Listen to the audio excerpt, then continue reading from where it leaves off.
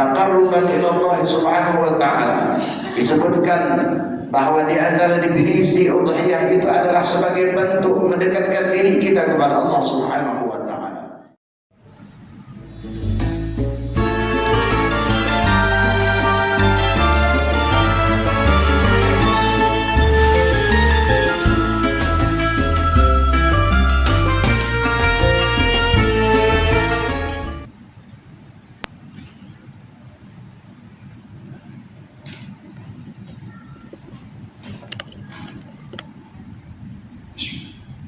Assalamualaikum warahmatullahi wabarakatuh. Alhamdulillahirabbil alamin. Wassalatu wassalamu ala asrofil anbiya'i wal mursalin wa ala alihi wa sahbihi ajma'in. Amma ba'd. Jamaah salat Jumat rahimakumullah. Dalam kesempatan ini izinkan kami pengurus Masjid Babu Salam Komplek Tirta Bandara Permai menyampaikan beberapa pengumuman sebagai berikut. Salat Jumat pada hari ini tanggal 23 Juni 2023 bertepatan dengan 4 Zulhijjah 1444 Hijriah. Sholat Jumat akan dilaksanakan pada jam 11.47 WIB. Sholat Jumat ke-224 di Masjid Babu Salam. Adapun petugas sholat Jumat adalah Muadzin Bapak Sugianto, Muasirul Bapak M. Thohir MSI, Khotib Perangkap Imam Bapak Habib Muhammad Safi SPDI. Kas Masjid Babu Salam sampai dengan Jumat tanggal 23 Juni 2023 saldo kas Jumat lalu sebesar Rp56.463.900. Infak Jumat tanggal 16 Juni 2023 sebesar Rp1.200.000. Penerimaan sedekah dari tanggal 16 Juni sampai dengan 23 Juni 2023 sebesar Rp256.000. Pengeluaran sebesar Rp4.164.000. Total saldo kas pertanggal 23 Juni 2023 sebesar Rp53.755.900. Kas Badan Amal Kematian Babu Salam sampai dengan Jumat tanggal 23 Juni 2023 saldo BHK Jumat lalu tanggal 16 Juni 2023 sebesar Rp30.597.000. Penerimaan dan pengeluaran non. Total saldo BHK pertanggal 23 Juni 2023 sebesar Rp36.597.000. Pengurus masjid siap menerima menyalurkan hewan kurban 1444 Hijriah. Bagi jemaah yang ingin berkurban, kami persilakan menghubungi pengurus masjid dengan biaya sebesar Rp3 juta per orang. Saat ini telah terdaftar sebanyak 41 orang. Terdata untuk 7 ekor sapi, namun kelompok 7 kurang 2 peserta. Diharapkan kepada jemaah salat Jumat agar mengisi saf-saf yang masih kosong di bagian depan, dan bagi yang membawa HP agar sementara disilentkan demi menambah kekhusyuan salat berjamaah kita. Para jemaah salat Jumat dimohon tidak berbicara ketika khotib sedang menyampaikan khutbah, tenang dan diamlah agar mendapatkan rahmat dari Allah Subhanahu wa taala. Sebelum kami menutup pengumuman ini, marilah kita bersama membaca surah Al-Fatihah untuk saudara-saudari kita yang sedang ditimpa musibah atau sakit. Semoga diangkat penyakitnya, dan kepada seluruh jamaah serta donatur pembangunan Masjid Babu Salam, semoga diberi kesehatan dan rezeki yang barokah serta dijauhkan dari wabah penyakit. Al-Fatihah. Demikianlah yang dapat kami sampaikan. Atas perhatiannya diucapkan terima kasih. Wabillahi taufiq wal hidayah. Wassalamualaikum warahmatullahi wabarakatuh.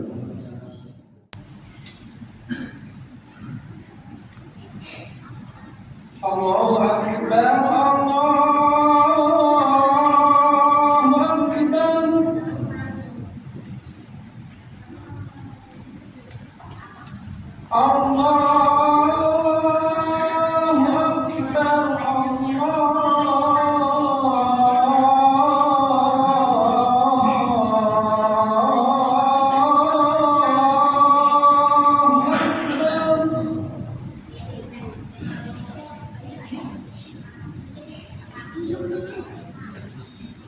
Asyhadu an la ilaha illallah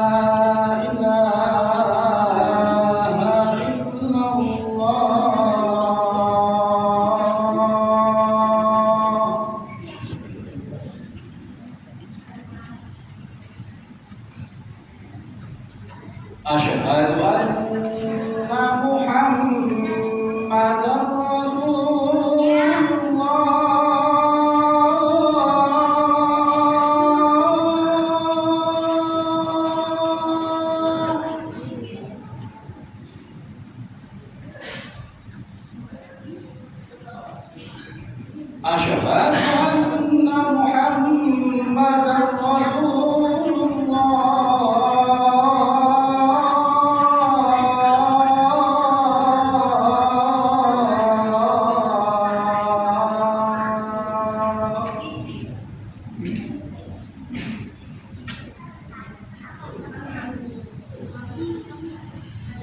حي على الصلاة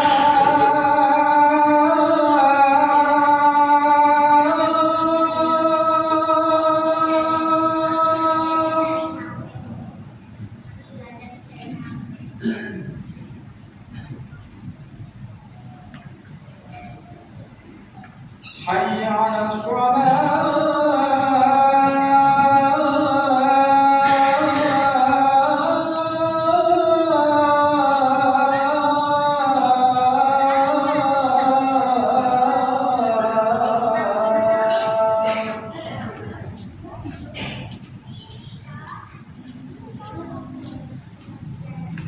حي على الفلاح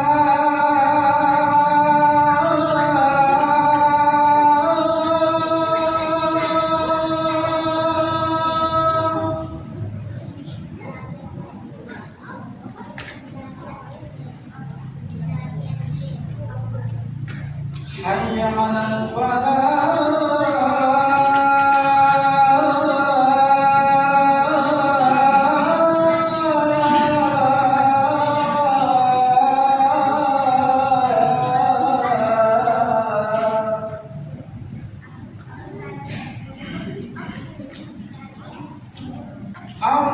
الله أكبر الله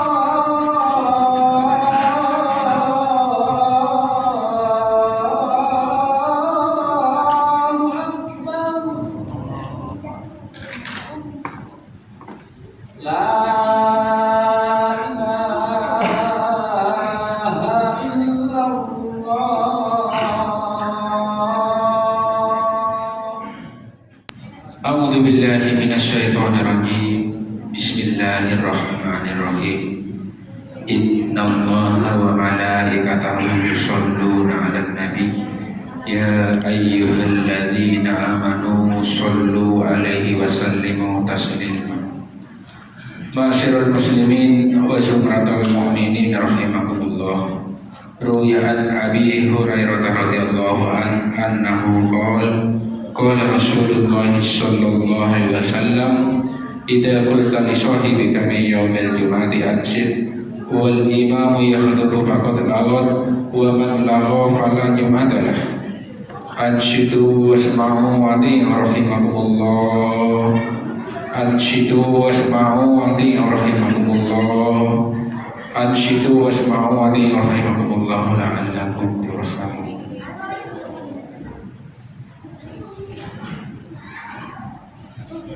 اللهم صل على سيدنا ومولانا محمد.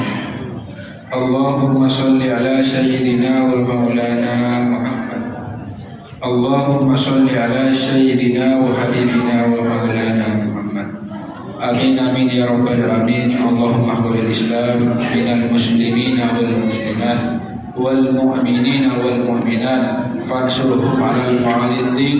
رب اكتب لنا منكم بالخير ويا خير الناصرين برحمتك يا أرحم الراحمين والحمد لله رب العالمين.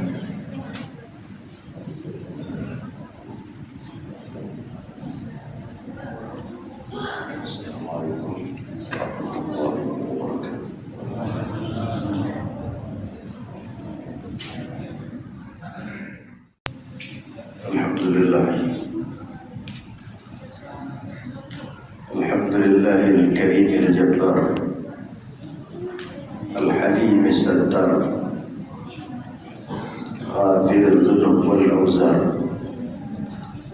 وأشهد أن لا إله إلا الله وحده لا شريك له شهادة تدخلنا جنات تجري من تحتها الأنهار وأشهد أن سيدنا ومولانا محمد ذو الشفاعة العظمى يوم المحشر اللهم صل وسلم على سيدنا ومولانا محمد وعلى آله وأصحابه ومن سار على دربه ومنهاجه من يومنا هذا إلى يوم تبعث حيا أما بعد. معاشر المسلمين، أوصيكم ونفسي بتقوى الله فقد فاز المتقون. وقد قال الله تعالى في القرآن الكريم: أعوذ بالله من الشيطان الرجيم، بسم الله الرحمن الرحيم. يا أيها الذين آمنوا اتقوا الله حق تقاته ولا تموتن إلا وأنتم مسلمون. وقال الله تعالى في آية أخرى: يا أيها الذين آمنوا اتقوا الله وقولوا قولا سديدا يصلح لكم أعمالكم ويغفر لكم ذنوبكم ومن يطع الله ورسوله فقد فاز فوزا عظيما. معاشر المسلمين، jamaah Jumat yang dirahmati Allah Subhanahu wa taala. Alhamdulillah, kita bersyukur kehadirat Allah Subhanahu wa taala. Pada saat dan detik ini kita semua kembali diberikan Allah Subhanahu wa taala nikmat yang begitu besar. Allah berikan kepada kita nikmat sehat wal afiat. Allah berikan pula kepada kita pada saat ini nikmat umur yang panjang. Dan Allah Subhanahu wa taala berikan pula kepada kita pada saat ini kesempatan untuk kembali hadir memenuhi seruan dan panggilannya, melaksanakan salah satu di antara kewajiban yang Allah wajibkan kepada kita kaum muslimin, yaitu salat Jumat berjamaah. Tentunya kita berharap dan bermohon kepada Allah Subhanahu wa taala, semoga semua aktivitas amal ibadah tak terkecuali kehadiran kita di tempat yang mulia ini tercatat sebagai amal ibadah yang mudah-mudahan dapat menjadikan sebagai sebab untuk meraih daripada kebahagiaan dunia hingga kebahagiaan di akhirat kelak nanti. Amin ya rabbal alamin. Ma'asyiral muslimin, jamaah Jumat dirahmati Allah Subhanahu wa taala. Allah Subhanahu wa taala memberikan kepada kita sebagai umat Nabi besar Muhammad sallallahu alaihi wasallam begitu banyak sarana prasarana yang dapat tentunya kita pergunakan sebagai jalan dan jembatan untuk mendekatkan diri kita kepada Allah Subhanahu wa taala. Termasuklah hadirnya kita pada kesempatan ini. Ini bukan tentang memenuhi daripada kewajiban, tapi sekaligus ini bagian di antara sarana yang Allah berikan kepada kita sebagai umat Nabi Muhammad untuk mendekatkan diri kita kepada Allah Subhanahu wa taala, meningkatkan nilai keimanan dan ketakwaan kita kepada Allah Subhanahu wa taala. Karena semakin dekat seseorang hamba kepada Allah, maka semakin tinggi nilai iman serta ketakwaannya di hadapan Allah Subhanahu wa taala. Dan kebetulan kita berada di bulan haram, salah satu di antara bulan yang diberikan kemuliaan oleh Allah Subhanahu wa taala. Bulan yang kita sebut juga dengan bulan haji. Pada saat ini jamaah kita, masyarakat, bahkan seluruh dunia berbondong-bondong menuju daripada Baitullah guna untuk menyempurnakan salah satu di antara rukun Islam, yaitu melaksanakan daripada haji ke Baitullah. Satu sarana yang Allah Subhanahu wa taala berikan kepada kita pula sebagai umat Nabi Muhammad untuk kemudian mendekatkan diri kita kepada Allah melalui daripada ibadah haji.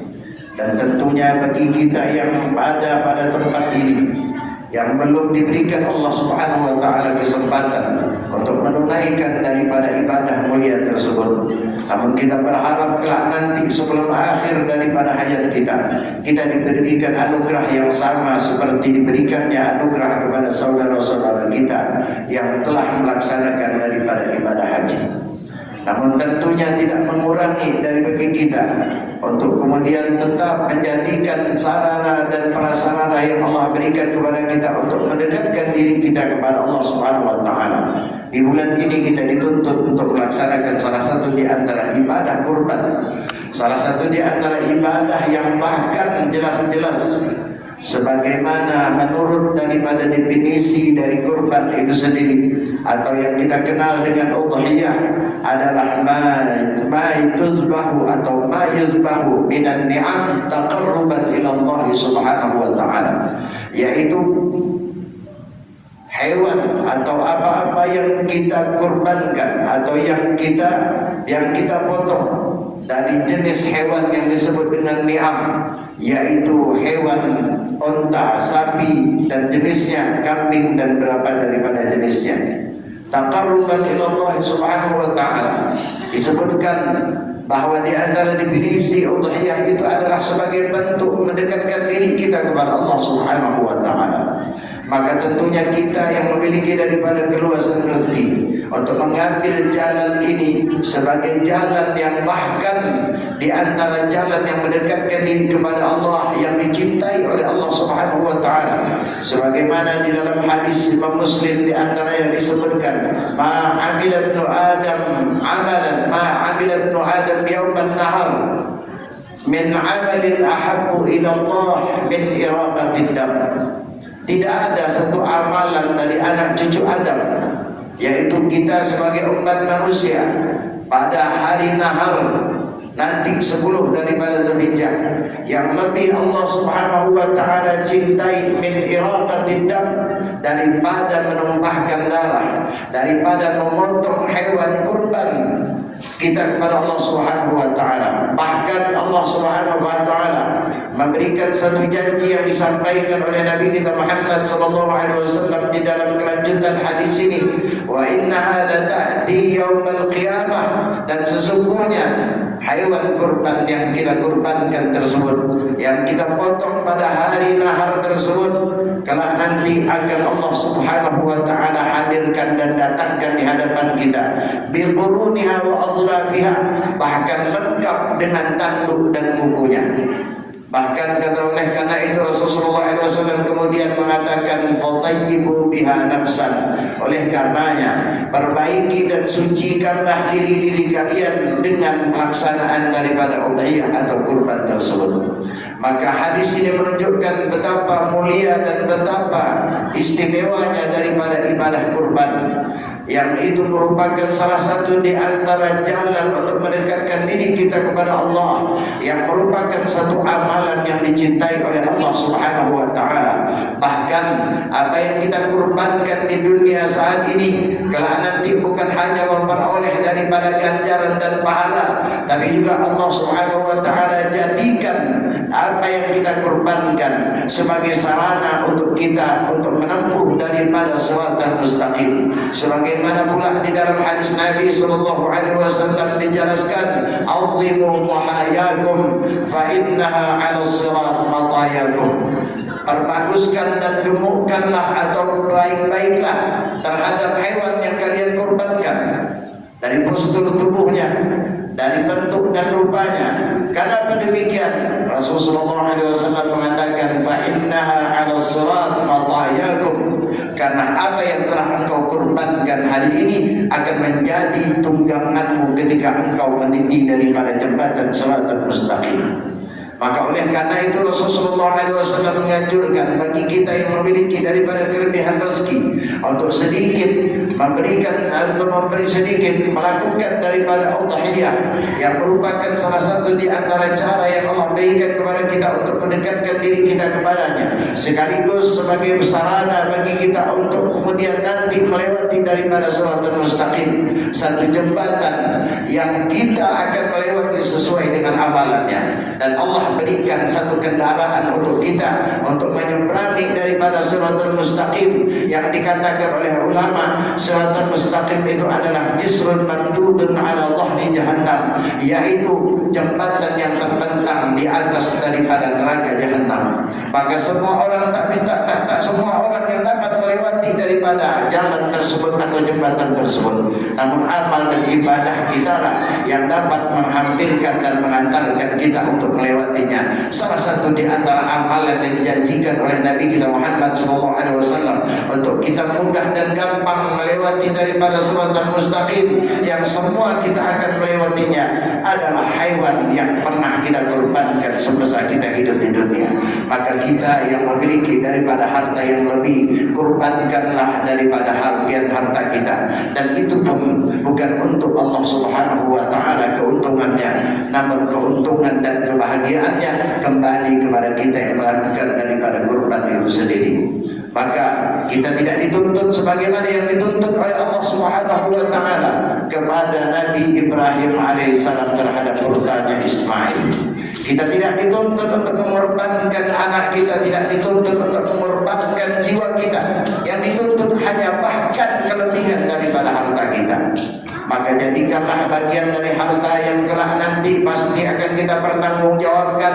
Maka untuk menghalau atau untuk menghindari pertanyaan-pertanyaan yang berkaitan dengan harta yang Allah berikan kepada kita, jadikan harta tersebut sebagai sarana untuk mendekatkan diri kita kepada Allah Subhanahu wa ta'ala. Jika tidak, harta kelak nanti justru yang akan bisa jadi menghambat daripada jalan kita di hadapan Allah, akan memberatkan timbangan kita kelak nanti di hadapan Allah Subhanahu wa ta'ala.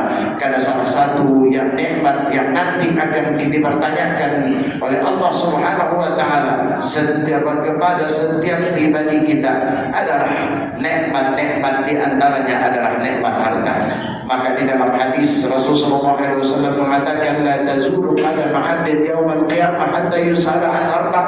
Tidak akan bergeser kaki seorang hamba kelak nanti di hadapan Allah kecuali dia akan ditanya tentang 4 perkara. Di antara 4 perkara yang pasti akan dipertanyakan oleh Allah kepada setiap pribadi kita pada hari kiamat kelak nanti, di antaranya adalah an malihi min aina iktasaba wa fima anfaqa. Tentang nikmat harta yang Allah berikan kepada kita, dari mana kita dapatkan dan kemana harta tersebut kita infakkan. Maka untuk meringankan pertanyaan tersebut, bahkan menjadi satu kebahagiaan dan kebanggaan di saat ditanya tentang harta, maka pergunakan harta itu untuk mendekatkan diri kita kepada Allah Subhanahu wa ta'ala. Maka kemuliaan-kemuliaan yang berkaitan dengan udhiyah atau kurban ini bagi kita tentunya yang memiliki daripada harta, laksanakan dan lakukanlah.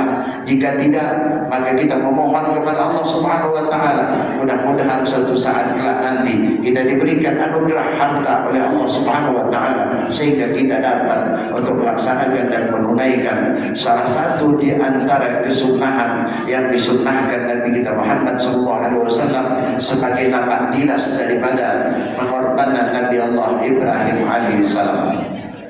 Ma'asyiral muslimin yang majmu'ah dirahmati Allah Subhanahu wa ta'ala, pada kesempatan yang singkat ini saya akan menyampaikan beberapa hal terkait dengan pelaksanaan atau praktik daripada kurban. Tentunya waktu yang kita miliki tentu tidak cukup untuk menjelaskan, dan mudah-mudahan sudah ada di antara mereka para asatidz yang mungkin atau para jamaah yang mungkin sudah mendengar atau sudah menyampaikan, yaitu terkait dengan apa yang kita kurbankan. Di antaranya kurban yang statusnya adalah merupakan kesunahan, bisa jadi itu adalah menjadi kurban wajib. Dengan 2 hal di antaranya ketika kurban tersebut kita nadarkan. Yang kedua, di saat kita menentukan satu hewan yang kita lapatkan sebagai kurban. Sering kita kadang-kadang ditanya ketika kita membeli atau kita memiliki daripada sapi atau hewan kurban. Ketika seorang bertanya, untuk apa hewan ini? Kadang-kadang tanpa kita sadari kita menjawab, kurban atau sapi atau kambing ini saya jadikan sebagai kurban. Maka ulama mengatakan kalimat yang diucapkan tadi adalah salah satu di antara kalimat yang menjadikan hewan kurban kita tersebut sebagai kurban wajib. Maka perlu berhati-hati bagi kita ketika kita ditanya oleh seseorang, ketika kita menjawab daripada sapi atau kambing yang akan kita korbankan. Maka untuk jalan selamatnya kata ulama, yaitu dengan cara menjawab kambing atau sapi ini, insya Allah saya akan jadikan sapi atau kambing kurban. Atau dengan kata lain mengatakan, kambing dan sapi ini saya jadikan kurban sunnah. Maka kalimat-kalimat ini menghindarkan kita atau menghindarkan jatuhnya daripada hewan kurban menjadi daripada kurban wajib.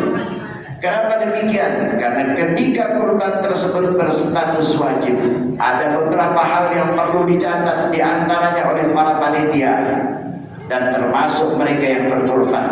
Kalau kurbannya wajib karena nazar atau dengan lafaz-lafaz tadi, maka bagi yang berkorban haram hukumnya untuk mengambil bagian daripada hewan yang dia kurbankan, bahkan termasuk memanfaatkan kulit, apalagi daripada dagingnya. Maka oleh karena itu para panitia perlu mempertanyakan ketika seorang berkurban, apakah ini kurban nazar yang dalam kata lain adalah kurban wajib.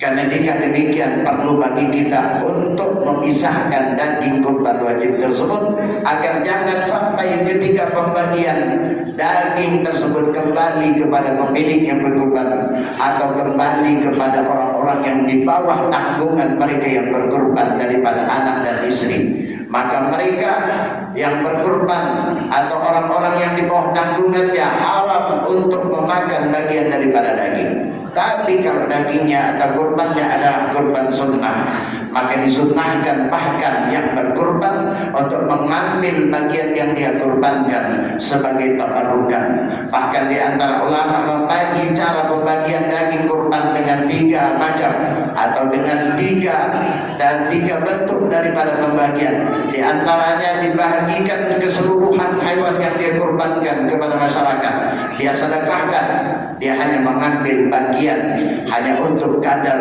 keberkahan sebagaimana pernah dilakukan oleh Nabi SAW. Nabi mengambil bagian daripada hati hewan yang dia kurbankan. Yang kedua, seorang panitia atau yang diwakilkan boleh membaginya menjadi 2, atau yang berkurban mengambil separuh daripada daging kurbannya dan separuh mensedekahkannya. Dan yang ketiga, ulama mengatakan 1/3 boleh diambil oleh yang berkurban, 1/3 dihadiahkan kepada kerabat sanak terdekatnya, dan 1/3-nya lagi untuk dia sedekahkan.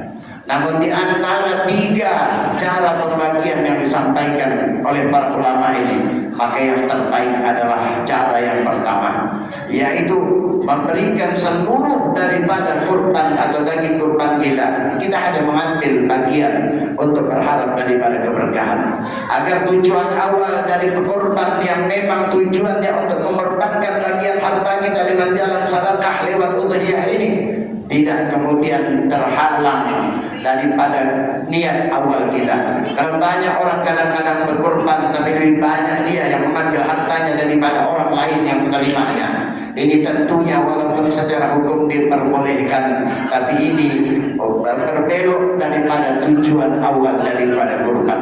Karena kurban adalah mengorbankan apa yang kita miliki dalam rangka untuk mendekatkan diri kita kepada Allah Subhanahu wa Ta'ala. Itu saja mungkin sebagai beberapa di antara catatan, walaupun sebenarnya yang berkaitan dengan kurban begitu banyak, tapi sebaliknya tidak, kita dapat menghindarkan hal-hal yang sekiranya dapat mengurangi daripada keutamaan, kemuliaan, bahkan pahala dari hewan yang kita kurbankan. Maka kita berdoa kepada Allah Subhanahu wa Ta'ala bagi mereka-mereka yang sudah berkurban tahun ini. Mudah-mudahan Allah Subhanahu wa Ta'ala mudahkan dan lancarkan rezeki mereka. Dan bagi kita yang mungkin belum memiliki daripada harta atau rezeki yang lebih, kita berharap dan memohon kepada Allah pada hari yang mulia ini, mudah-mudahan minimal sebelum akhir daripada hayat kita dapat melaksanakan salah satu di antara ibadah sunnah Nabi kita ini, yaitu melaksanakan daripada kurban. Dan mudah-mudahan kita berharap pada kesempatan yang mulia ini, sebagaimana saudara-saudara kita yang hari ini telah dipanggil oleh Allah Subhanahu wa taala untuk melaksanakan daripada haji. Mudah-mudahan kita pun kelak nanti dipanggil oleh Allah Subhanahu wa taala untuk menunaikan daripada ibadah yang mulia ini. Dan mudah-mudahan kita semua diberikan Allah Subhanahu wa taala nikmat sehat wal afiat, panjang umur dalam taat kepada Allah Subhanahu wa taala. Amin ya rabbal alamin. Inna ahsanal kalam الملك العلم والله سبحانه وتعالى يقول بقوله يهتدي المهتدون وإذا قرئ القرآن فاستمعوا له وأنصتوا لعلكم ترحمون. أعوذ بالله من الشيطان الرجيم. بسم الله الرحمن الرحيم. والعصر إن الإنسان لفي خسر إلا الذين آمنوا وعملوا الصالحات وتواصوا بالصبر وتواصوا بالحق وتواصوا بالصبر.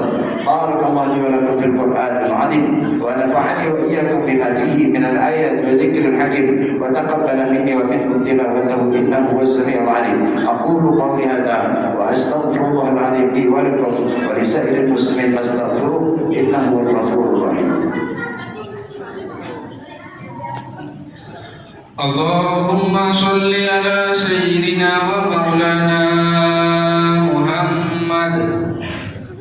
اللهم صل على سيدنا ومولانا محمد.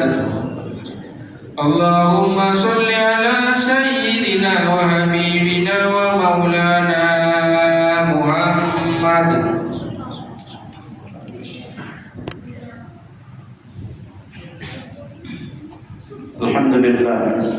الحمد لله حمدا كما أمر وأشهد أن لا إله إلا الله وحده لا شريك له إرغاما لمن جاد به وكفر. وأشهد أن سيدنا محمدا عبده ورسوله سيد الخلائق والبشر. اللهم صل وسلم على سيدنا محمد وعلى آله وصحبه من اتصلت عين بنظر وأذن بخبر. أما بعد فيا معاشر المسلمين اتقوا الله وذروا الفواحش ما ظهر منها وما بطن وحافظوا على الطاعة وحضور الجمعة والجماعة واعلموا أن الله أمركم بأمر بدأ فيه بنفسه وثنى بملائكته بقدسه فقال تعالى ولم يزل قائلا علما إن الله وملائكته يصلون على النبي يا أيها الذين آمنوا صلوا عليه وسلموا تسليما. اللهم صل وسلم على سيدنا محمد وعلى آله وصحبه أجمعين.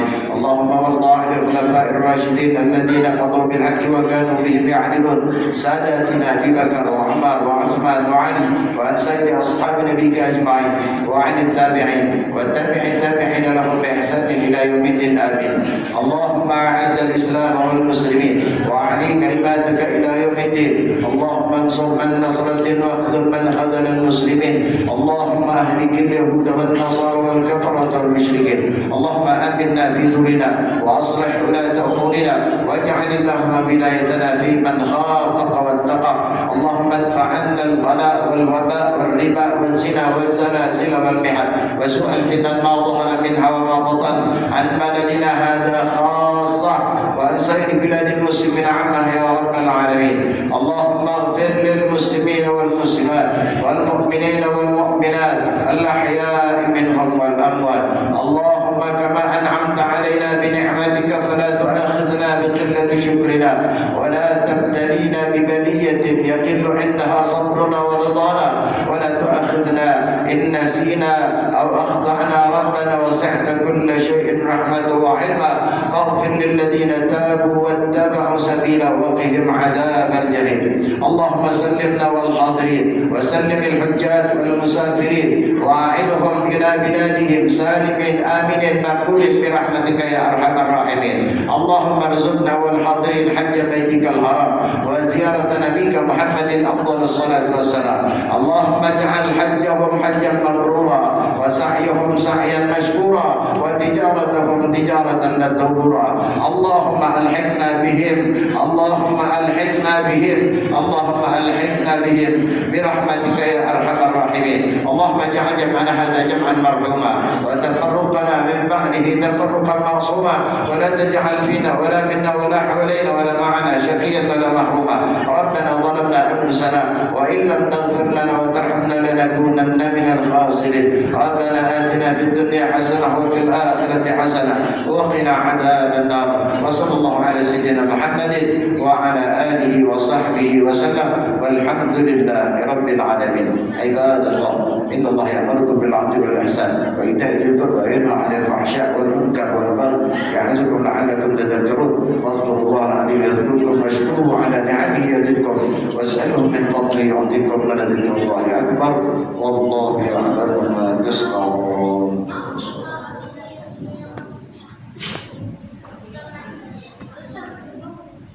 الله أكبر الله أكبر أشهد أن لا إله إلا الله أشهد أن محمدا رسول الله حي على الصلاة حي على الفلاح قد قامت الصلاة قد قامت الصلاة الله أكبر لا إله إلا الله محمد رسول الله صلى الله عليه وسلم.